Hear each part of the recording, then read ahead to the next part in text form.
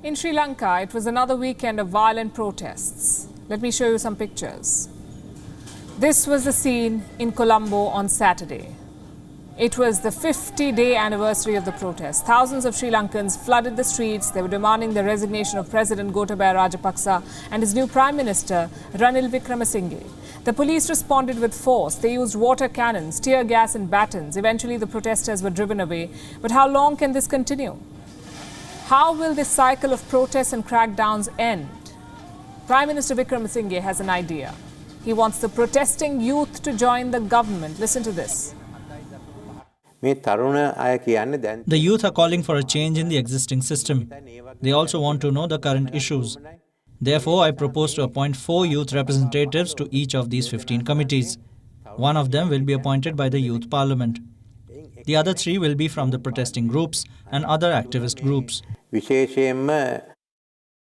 At first glance, it makes sense. The youth are angry and protesting, so why not listen to their demands? Maybe use some of their valuable inputs. The problem is the timing. Sri Lanka, you see, is going through its worst financial crisis since independence. This situation calls for experts, for technocrats. Angry youngsters from the street may not be of much help. But in Sri Lanka, even experts are in short supply. For example, no one wants to be the finance minister of the country. And without a finance minister, you cannot negotiate with the IMF. You cannot secure a bailout. So last week, they appointed a finance minister, Ranil Wickremesinghe. That's right. The Prime Minister has been saddled with the finance ministry as well. His first objective is to strike a deal with the International Monetary Fund, the IMF. Wickremesinghe is preparing an economic reforms package. If the IMF approves it, the bailout can go ahead. But if the IMF, in fact, needs assurances, in fact, let me tell you what their official statement says. Since Sri Lanka's public debt is assessed as unsustainable, approval by the executive board of an IMF-supported program for the country would require adequate assurances that debt sustainability will be restored. In other words, major reforms and strict austerity measures, that's what the IMF wants. Now, it was always on the cards. The question is, what does Sri Lanka do in the meantime? They're down to their last dollars. There is no money to import food and fuel. So until the IMF's check arrives, what is Sri Lanka's plan? Seek more bilateral help. That's what they plan to do. And on top of their bucket list is India. On Friday, Sri Lanka's High Commissioner to India met Finance Minister Nirmala Sitharaman, and here's what they discussed. Funds to import essential goods and fuel. Balance of payment support. And if possible, a currency swap. That is what Sri Lanka is asking for.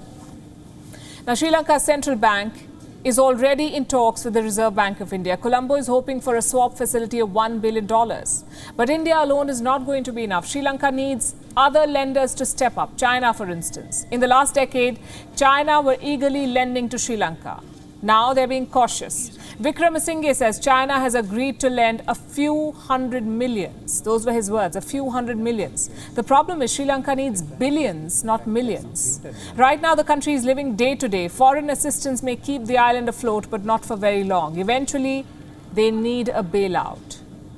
And this is worrying Sri Lankan economists, because Sri Lanka has a strange fiscal policy. First sign of trouble, and they sell government assets. The new administration is proving to be no different. Wickremesinghe wants to privatize Sri Lankan airlines. He could offload other state assets too, like ports or airports, maybe even power grids. And this would be a bad idea for 2 reasons. Number one, key government assets and services will end up in private hands, so less accountability and higher costs. And number 2, who will buy them? What if Chinese companies take over the Sri Lankan assets? That would be a strategic nightmare. So Prime Minister Ranil Wickremesinghe has his work cut out. He must negotiate with the IMF. He must appease the protesters. He must reform his government. And eventually he must reduce the powers of the executive presidency. That's a lot to do for one man. WION is now available in your country. Download the app now and get all the news on the move.